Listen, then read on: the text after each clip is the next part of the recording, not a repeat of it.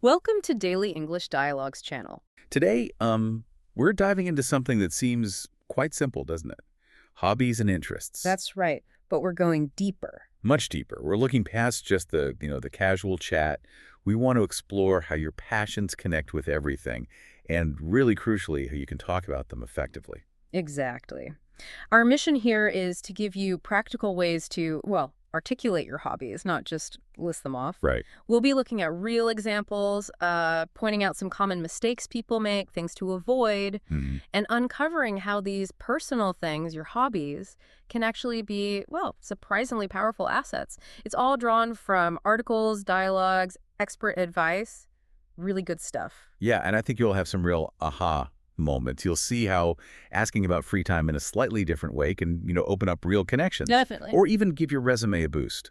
Or, get this, improve your score on something like a language test. It's more than small talk. Much more. It's about turning interest into a communication tool, a powerful one. Okay, so let's kick things off with the basics. The classic question.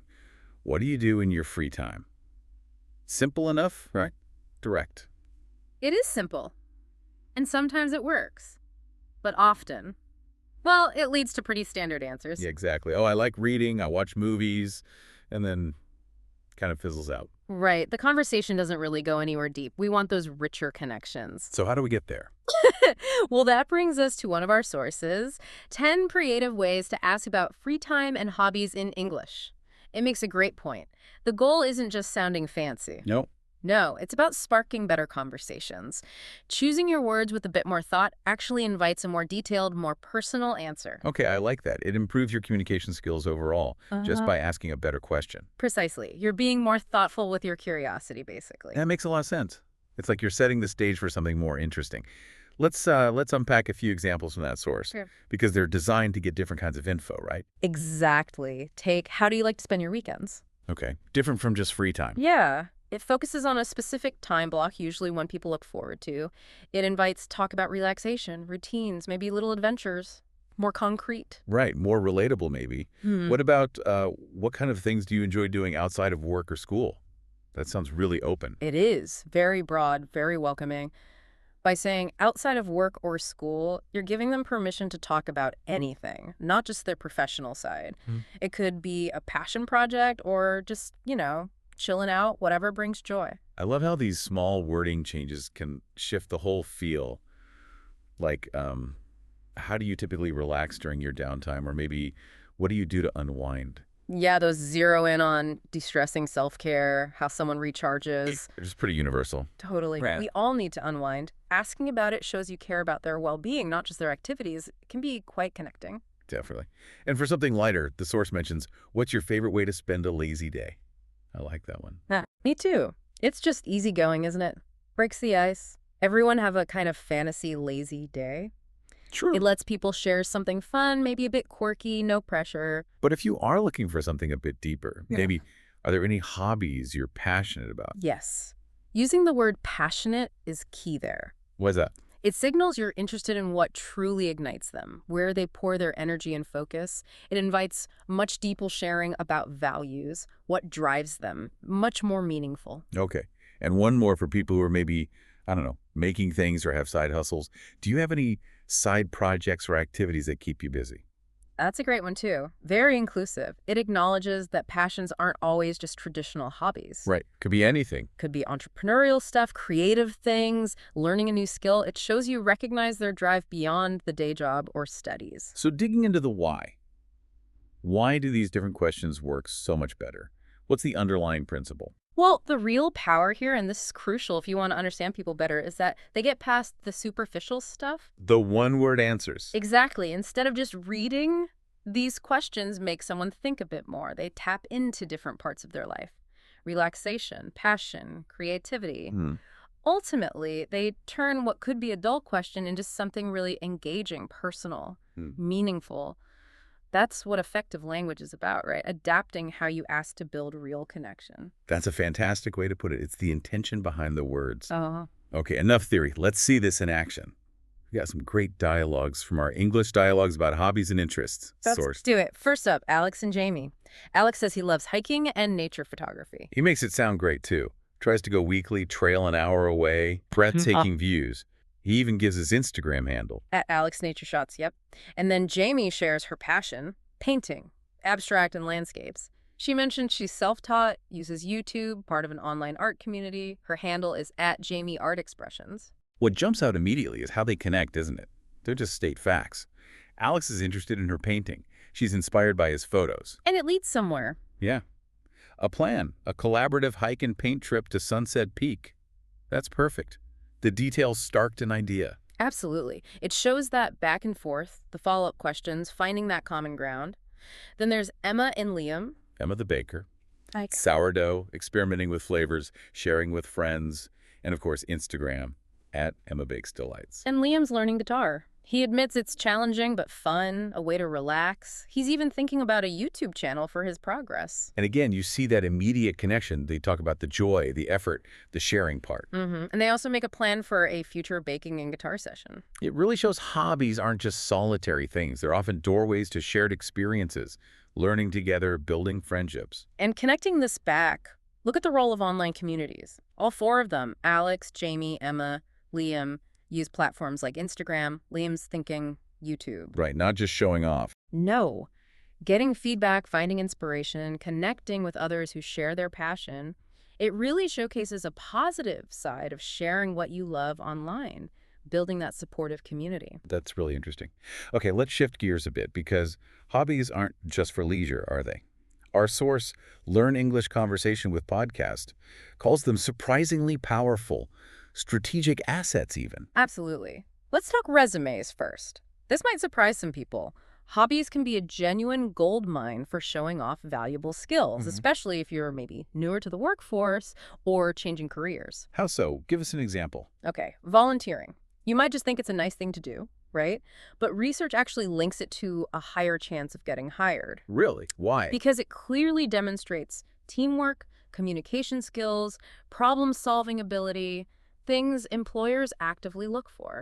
Okay, so it's not just listing volunteering. It's about connecting the dots for the hiring manager. Exactly. You need to be explicit. Don't just put writing a blog. What should you put? Something like maintain a personal blog on topic, demonstrating strong writing skills, self-motivation, deadline management, and research abilities.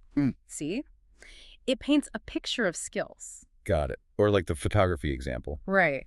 If you're applying to a design firm, you don't just say photography. You say advanced photography skills honed over 5 years, showcasing a keen eye for composition, detail orientation, and visual storytelling. Tailor it. Show how it's relevant. That's smart. And I guess you need to research the company culture first. Definitely. Check their website, their social media, the job ad language. What do they value? Tailor your hobby description to match. And a word of caution. Yeah, keep it professional. Avoid hobbies that are controversial or, frankly, unprofessional. Your resume needs to build confidence, not raise red flags. Okay, now for the curveball I mentioned earlier, the IELTS speaking exam. Totally different context, high stakes. How do hobbies fit in there? It's a language test. It absolutely is a language test, but hobbies are a fantastic topic for demonstrating language ability. Yeah. Examiners use these questions. What do you do in your free time? Tell me about a hobby you enjoy. To assess your fluency, your range of vocabulary, how well you express yourself. So they don't care if your hobby is stamp collecting or skydiving. Not really, no. They care about how you talk about it. A supposedly boring hobby discussed with passion, detail, and good vocabulary will score way higher than a cool hobby described with just basic words. That's actually really reassuring. People worry they need exciting hobbies. Not at all. The strategy is expand your answers. Don't just give one sentence. Use richer vocabulary. Instead of, it's fun, try, it's incredibly rewarding, or it's a transformative process for me. Make it descriptive. Yes, and connect it to personal growth, maybe your culture. This is something my grandfather taught me, so it connects me to my family history. That adds depth. So make it personal. Show you've thought about it. Exactly. And here's something interesting. Even talking about the challenges in your hobby is good for IELTS. Really? Oh. Like admitting you struggled. Yes. If you say, learning that guitar piece was really tough, I almost gave up, but I kept practicing and finally mastered it. That shows perseverance, dedication. Turning a potential negative into a positive, showing what you learned. Precisely. It taught me the value of persistence. That kind of reflection scores points because it shows deeper thought and better language use. Wow. Okay, this whole deep dive really hammers home that hobbies are so much more than filler. They're like a window into who you are. They absolutely are. They showcase personality, skills, growth. They can be real strategic assets. Right. Before we finish up, let's just quickly touch on some language points. We want you sounding confident and clear when you talk about these passions. Good idea. Let's polish things up. Our source on mistakes, describing hobbies, gives a few common slip-ups. For example, saying, my hobby is playing the football. Ah, yes, the tricky "the." We drop it for sports, Frank? Generally, yes. For most team sports, games, activities, no the. So just, my hobby is playing football, or playing piano, playing chess. Got it. What's another common one? This structure. I like to hiking. It's often a direct translation issue. So it should be. I like to go hiking, or I like going hiking. Use like to plus the base verb, or like plus the ing form. Okay, like to go or like going. Simple enough when you know. And one more. Prepositions. Yes, a very common one. I'm interested in photography. And the correct one is... Always in. I'm interested in photography. Think like you're in the subject, involved in it. Right. Interested in. These seem like small fixes, but they make a real difference to sounding natural and correct, don't they? Absolutely. Clear, correct communication helps your enthusiasm shine through even brighter. It shows precision and care.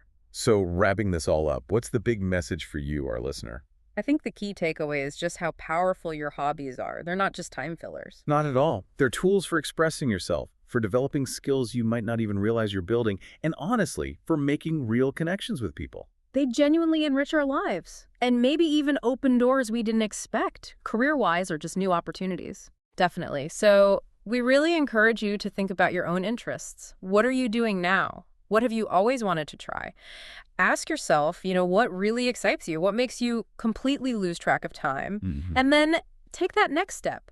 Think about the skills you're developing, even if it feels purely recreational. Crafting.